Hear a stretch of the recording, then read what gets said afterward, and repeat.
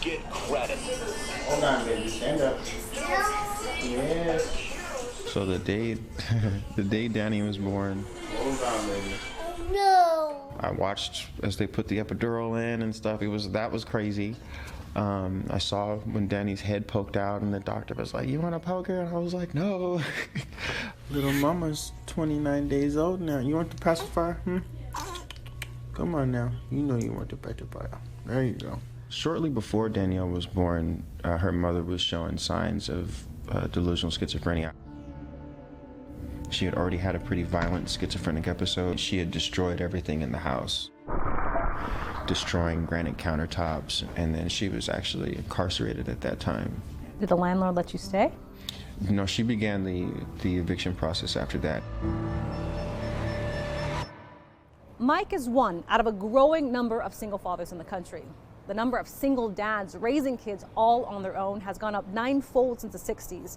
They're as young as 15 and often live below the poverty line. But when we started looking to the issue, we also found that all too often when they need help the most, they're denied basic services, even emergency shelter.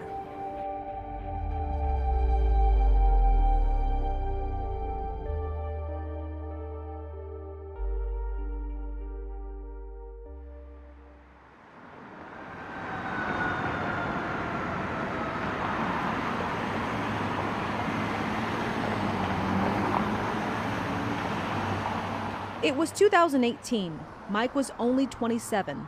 All at once, the mother of his child was no longer in the picture. He lost his home, and he couldn't work and care for his daughter at the same time. He was a new dad and newly homeless. It was raining outside in LA. We were on Wilshire and Normandy, right across from this really old church. I had already called Catholic Charities. I had already called Los Angeles Mission, all these different shelters to go to, and being denied by them because I either didn't qualify or they just didn't accept men with children. When they had nowhere to go, Mike and Danny spent nights in hotel lobbies. I could just say, "Oh, we're just waiting for someone," and she would be able to sleep there. So you did that just so your daughter could sleep? Mm-hmm. Because if they see you sitting in there for too long, then they'll tell you, like, "Hey, like, you gotta go." On that evening on Wilshire, Mike carried Danielle to the Carl's Jr. across the street to wait for a hotel shift change. Danielle had just fallen asleep, and but I could smell that she had pooped. There was nowhere for me to change her diaper. And I have this person in Carl's Jr. who just starts going off because he's like, "Oh, you're changing the baby's diaper and this isn't the bathroom," and all this other stuff. And I'm just like, should I go off on this person, or should I just ignore them and just keep going, just keep doing what I'm doing with Danielle and just hurry up? And that's eventually what I ended up doing. I was just like, just give me a second. I'm gonna wrap her up right now. And I just put it together and got across the street. But once I sat down in the hotel lobby, it's just like, why do I have to go through this? Why is it that I just couldn't get any help from the county? We can't provide services to everybody. That's Herb Smith. He was president of LA Mission when the shelter turned Mike away. We wanted to know, how could a single father trying to survive with his baby be denied emergency shelter? We've never had children in our facility on a other than day service basis. So you've never had that, never had children overnight? The reason for that is because our shelter, we allow two people with a 290 sex offenders into our program and shelter. And because of that, we are very cautious about how we have children on the property. LA Mission is not the only shelter that turns away single dads. In fact, we found it happens all the time. Hello, looking for the homeless shelter? Here in the Bay Area. Hello? Our investigative unit reached out to 50 shelters at random and asked, "Do you provide emergency Shelter for single men with kids?" You don't.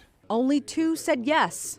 With the vast majority of sexual offenders men, Smith says shelters are generally not equipped to accept children because they house so many single men. We need to offer more services for men. Colleen Baruman is executive director of Opportunity House, a homeless shelter in Vacaville. How widespread is this problem? I think it's all over the place. I think it's huge, widespread. Statistically, of our homeless are men. They receive 20% of the services. We have 2.5 case managers that are here to support our residents. For at least 20 years, we've been teaching our men to be step-up men. Well, they're stepping up. They're doing what we've been asking them to do as society, but yet we're not supporting them on that journey. Are they being left behind? Are they falling through the cracks? Yes, there are a lot of people like this gentleman who are newly homeless with a child, for whom there are, as you found, almost no crisis services available. And even if he had been on the streets for a month or two, it would be difficult still for him to find that kind of service. That was the lowest point, because I'm like, well, maybe I'm just not supposed to be a parent. Maybe something about me being a dad just isn't supposed to be, you know? Perhaps I should give her up for adoption.